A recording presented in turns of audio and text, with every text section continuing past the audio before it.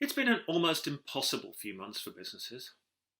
It's been hard enough trying to just deal with the day-to-day disruptions to sales and to processes, let alone trying to peer through the fog of unknowns and maybes to get some sort of picture of what the future might look like. But as the data comes in, as we study and analyse that data, as the end slowly rolls into sight and some of those unknowns disappear, a picture of the future consumer is starting to appear. And the three things are emerging within that picture. Three things that will be essential to the new consumer, to the post-pandemic consumer. Three needs, three wants, three things they'll look to brands for. And those three things are safety, serenity, and community. Safety and serenity and community. And I want to take a few moments now just to look at those, to get a sense of why they'll be important and what they might mean for businesses, the opportunities they might offer to businesses. So let's look at these three needs. First, safety first. A growing need for safety and security, not just for ourselves, but for our families, our friends, even our neighbourhoods. Because despite all the images we see on the television and the newspapers of public picnics in the park or protests about personal freedoms, actually the vast majority of Britons are more worried about lockdown being ended too soon. Over 75% of us are worried about health issues post-lockdown. So we'll see continued self-monitoring. We'll see DNA test kits being used to keep us virus-free. We'll see more nutraceuticals or Peloton bikes to keep us fit and healthy.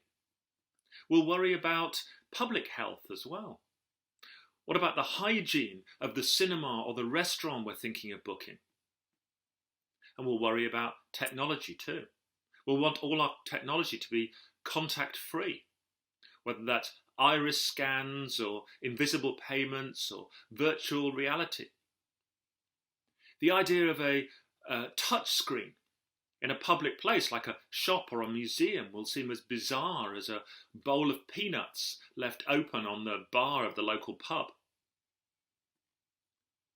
And now where we worry about outdoor air quality and the sustainability of our packaging, post-pandemic, we'll shift some of that towards indoor air quality and the hygiene of our packaging. This is all part of a broader trend, as I say, for safety and security. The crisis hit a lot of people very hard, and it surprised a lot of people. People will want to be prepared for the next crisis. And yes, we might be a great accountant or a great manager, but how is that compared to being great at DIY or being great at a parent during a crisis? So we'll see more and more of us trying to learn adulting skills and signing up for classes. And from a brand point of view, well, we'll want the brands that we can trust to keep us safe. The brands that create healthy products, the brands that are transparent. And we'll also look for brands that can offer us that advice, or brands that can actually help us become increasingly healthy. It's not just our physical health that will matter. In the next trend, it's all about our mental health, our happiness, our state of mind. Anxiety levels even before lockdown were at their greatest rates ever, and the pandemic will only have accelerated that. It feels for many people like the last few years, from recession to Brexit and beyond, has been like an emotional and financial marathon. Like they've been on the go the whole time, and it's only now when they've been forced to stop that they're starting to realise how exhausted they are. So they'll be looking for ways to relax, ways to escape via comfort food or kidulting, a bit of self-care, maybe a spa treatment or a self-help book.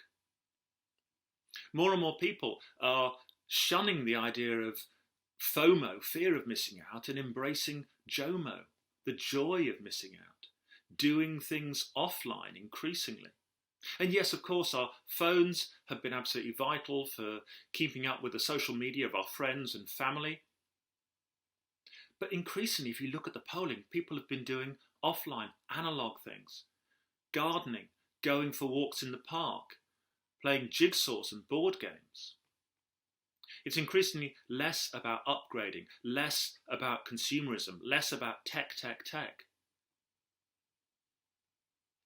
And as part of all of this, there's a kind of reassessment of what matters. So we'll see more about the spiritual, the natural, the ethical. And this will matter to brands as well. For the last few months, a lot of consumers have been like little mini Santa Clauses, checking out which brands have been naughty and which have been nice during the crisis. It's going to matter what your brand does. It will also matter whether you've got a model that isn't based on technology, that isn't based on ownership, that isn't based on upgrades. The final need is for community, or the support of people like me. It's a need we saw growing even before the pandemic. Trust in institutions has been crumbling, whilst trust in peers has been soaring. It's been front and centre during lockdown too, whether that's trying to find ways to homeschool the kids or just amuse them, how to maintain relationships within households. How do you keep in touch with parents or with social groups? How do you help your neighbours or be helped by them? And this will continue post-pandemic too, whether that's the importance of user reviews, social media, micro-influencers. We'll see more and more friends and family moving closer together. We might see bigger households too, as not only the kids move back in, but perhaps the grandparents do as well. We'll see the rise of mixed use hubs, live workspaces and so on. We'll also see the local area becoming more important, especially as we see more people going into home working. And brands will need to take care of this too. Brands will need to look after the local communities around their offices and around their factories. They'll perhaps do a little bit of co-opetition with some of their rival groups within their sector. We'll see them look at ways to deal with live, work, play hubs. And most importantly, the most successful brands will be those that create consumer families, brand families, that combine not only the brand but the customers too, like Lego or Patagonia have done. It's hard to plan for an unseen future. But as the picture of the post-pandemic consumer becomes clearer, something else becomes clearer too. The opportunities for brands that can find ways to cater to the new needs of the new consumer. Brands that can help their customers find safety, serenity, and community.